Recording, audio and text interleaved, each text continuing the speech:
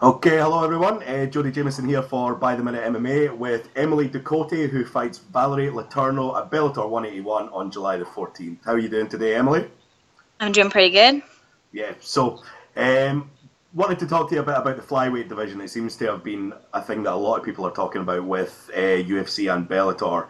Bellator has obviously been doing flyweight fights for a while, but now they've really committed to doing the division, and you seem to have got the biggest name of the new signings. How excited are you for this fight? I'm really excited. It's a great opportunity and really looking forward to the fight. Yeah, I really like this fight, to be honest. I'm glad they just got it done straight away because obviously I think Valerie was only signed like a week and a half ago. Yeah, very recently. So to just get the fight done very quickly is really good to see. So, just wondering, obviously are you 23 right now or 24? 23. 23. How old were you when you first started transitioning into MMA? I believe I started my amateur career when I was 20, and then 21 professional debut. Yeah. And then you made your Bellator debut last July, if I believe. And I remember going into that fight, Bruna Vargas was very highly thought of, and a lot of people were talking about how far she was going to go. And you kind of upset the apple cart a little bit there with that performance. How pleasing was it to go in as a bit of an underdog and just take all that star that was being put on Bruna and put it on yourself? Right, it was awesome. That was my first fight. I didn't quite understand how they do their marketing, so all I saw was a lot of Bruna, and we just kind of came in under the radar and showed up to fight, and it was pretty awesome afterwards. Yeah, it was. Yeah, it was, end of the second round. It was the that was yeah. You hit her with the right hand and then just swarmed straight on top with the rear naked choke, and it was Yeah, like I need to see more of this. So yeah, so it was a pretty quick turnaround. It was Kenya Miranda next, and then again another second round finish with the armbar. The thing that I remember about that fight was it being pretty one sided, and then obviously transitioned into the armbar for the finish. So at 2-0 in Bellator, things were looking really up. And yeah. then it was the Alamo McFarland fight, which obviously didn't go your way. I felt that was a very close fight, and I'm wondering. Obviously, they're talking about the the title fight in Bellator for 125 being roundabout end of this year, maybe start of this year. Is that a rematch you would quite like to see for the title? Um, I think McFarland should fight for the title. I think that she is deserving. She's pushing the division forward. She's beating everybody. The fight, in my opinion, was close, yes, but she did beat me. And, I'm not rushing for a rematch. It's in my mind, of course, but I'm not rushing for it. I'm not, jumping at it. Just it'll happen, I think, sometime in the future. And I think she'll get the title. I don't, like I said, I'm not rushing for the title. I'm not rushing for the rematch. I think it will happen. But I think she will fight for the title, or she should, with, somebody. But yeah, I think, it's in my mind. I think it will eventually happen. Not just a rematch, just a fight. But yeah, for a title fight, I think that would be an appropriate rematch. Yeah, definitely. So obviously, since then, you had the Katie Collins fight again. Pretty quick finish, first round, rear naked choke. Good to get back on the horse as well in that fight. It was that a lot of that fight was spent with her on the bottom, and she was obviously doing a lot of defending, trying to hold you down. But when she's throwing those heel kicks to the back, when you're watching on TV, it doesn't look that bad. But if you can explain how much that sucks to take. Yeah, I've actually, before that fight, had never experienced that. So she started throwing those, and it kind of shocked me a little bit. It does hurt. I rewatched it. Doesn't look very hard on video, but I was sore for a few days after that. There are definitely some hard strikes. Yeah. Right in the sweet spot as well. It can't have been pleasant, but it was good to see you go through that and get the win. So yeah, July 14th, Valerie Letourneau. Obviously, she's been fighting at strawweight at UFC and she's had her weight issues. She's definitely a natural 125er, so it's going to be good to see her fight at her natural weight. What kind of fight do you expect? Because I think you'll be giving up a couple of inches in height and reach for this fight, but what do you expect out of this fight on July 14th? Yeah, I'm pretty small for the division. Might be one of the smallest signed with Bellator. This fight, I think Valerie's very technical. Obviously, I think she's going to try and be more content to strike But we don't have a game plan exactly now. We're still pretty far out, about 10 weeks. I can tell you for certain that all of my fighting style, my boxing, wrestling, and jiu-jitsu will all be ready and on point come fight day. But anything, no other predictions other than that. Yeah. It feels like with the big signings as well, this kind of feels like the first fight of the new era of the flyweight division, if that makes sense as well. So obviously it must be a bit of an honour to kind of carry that flag and face the biggest name signing as well, and obviously a great opportunity for yourself as well. Yeah, it's a great opportunity. I'm really excited about it. Yeah. So one thing I definitely needed to ask about is I noticed that I can't remember which fight it was, but your grandmother was in the cage after the fight as well. She's obviously been a really big part of your transition to this. Am I right in saying that she was the one who got you into watching MMA at first? Yeah. So the fight you saw her in the cage was actually my Bellator debut, which was pretty awesome. That it was my first fight, and they brought her in there. When we were younger, she would have the fights on. We would sit there and we'd watch them forever and ever, and we just loved it. Loved watching it with her.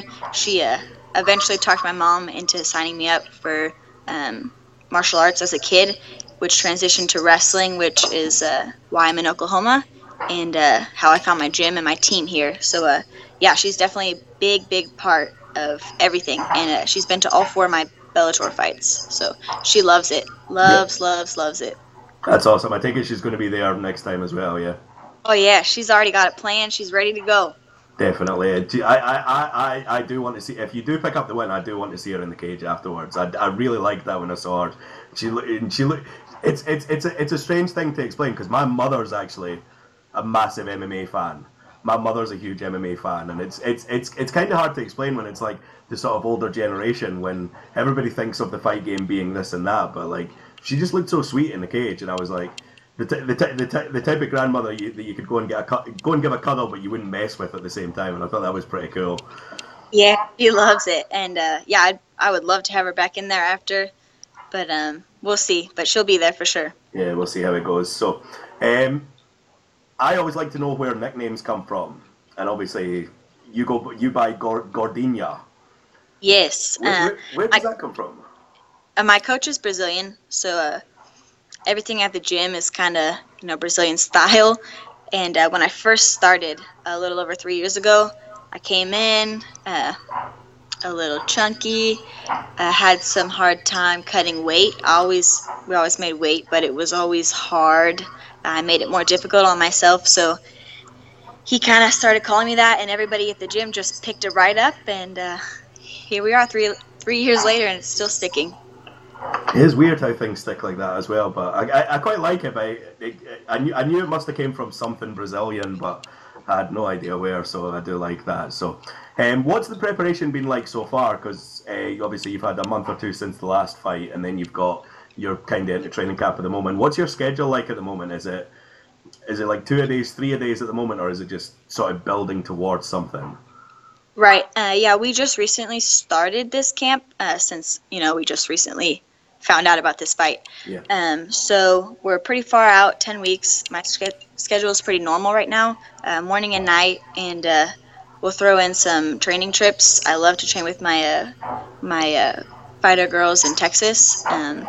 But yeah, as of right now, everything's pretty normal, not very specific yet, 10 weeks out, so just training. And you train with American Top Team, the one that's based in Oklahoma City. Did I see right you were training with Jinyu Frey today? Yeah, she's down in Texas, and I met Montana first, who also is fighting soon, and met Jen and Alice and all the girls down there through her. So we've been going there for over 2 years now. So over in the team at OKC, who I ask everybody this: who are the names in your gym right now that people might not be familiar with that they definitely need to look out for over the next couple of years? We are just starting our building our MMA team, so there's not too many. We've got a few girls starting out fighting and a few guys. We have Brandon Phillips, who is actually also Bellator fighter. He's awesome. But other than that, there's not too many people yet, but there will be. But we're building it. Amateurs. We've got 2 professionals, and just that's about it. Just building it now. Excellent. So glad to see it growing anyway. So, obviously we've got a couple of big Bellator events coming up before that as well. But we've got Bellator 179 down in London, and I forgot what day it is, and the 19th. So it'll be a week on Friday, and then obviously Bellator 180 at New York City. I know that'll be like 3 weeks before your training camp. Are you going to head out to New York for that, or is it going to be too intense a fight camp? Yeah, I'll be pretty much in the middle of fight camp. Probably won't do too much. I'll be watching though, definitely watching, but probably won't be attending.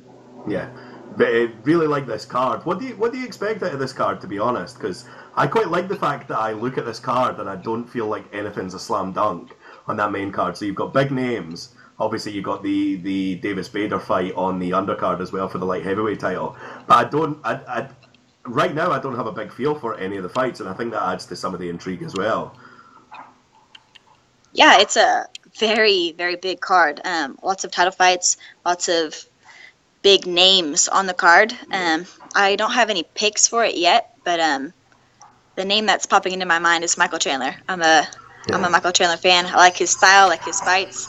Excited to watch him on that card. Yeah, definitely one of the best lightweights in the world as well, Michael Chandler. So, and obviously we've got 179 next week, and I think it's going to be a pretty big deal that Rory McDonald's making his debut finally. So that feels like the biggest name signing so far for Bellator, and I think it's a fantastic one, all in an already pretty good welterweight division. I'm going to assume that the winner of that's going to fight for the title at some point, but. Yeah, I would agree with that. He's got a hard fight though. I think that's going to be really an explosive fight. Yeah, definitely. I'm excited for that. So, we don't often get Bellator live in the UK as well, but we're getting 179 live. So it tends to get announced a couple of weeks in advance. So we'll find out what happens with New York City and then with Bellator 181 closer to the time. But I'm kind of hoping that with Paul Daly and Rory McDonald in the main event, that will hopefully give our TV companies a bit of a boost to start putting Bellator on live. So we'll see how that goes. So just wanted to ask if you had any plugs you wanted to put out, any like social media sponsors, anything like that. I have a few sponsors. ASN is my supplement sponsor. They sponsor me year round, not just fight camps. Okay. Century Martial Arts, that big martial art brand, also sponsors me year round. They're awesome, and those are my year round sponsors. So I'll give those a shout out for sure. Excellent. I'll put some links in the article and the video below as well. So I will let you go. I guess we've kind of covered everything. So I've never been this efficient before in my life. It's great. So best of luck for the 14th. I'm really looking forward to this fight. Thank you. I appreciate it, and I appreciate the interest. And just let me know if there's anything else. Will do, definitely. And I just want to put out a couple of shout-outs. I want to first put out a shout-out to the Bellator the PR team, who've been absolutely fantastic when I've spoken to them over the past week as well. And I'd like to put a shout-out to Spike TV UK to start putting Bellator on live in the UK to really grow the fan base here as well. So let's see if we can make that happen after Bellator 179. So thank you very much, Emily. Like I say, good luck. Thank you. And we'll hopefully speak to you again sometime. Yes, please. Thank you. Cheers.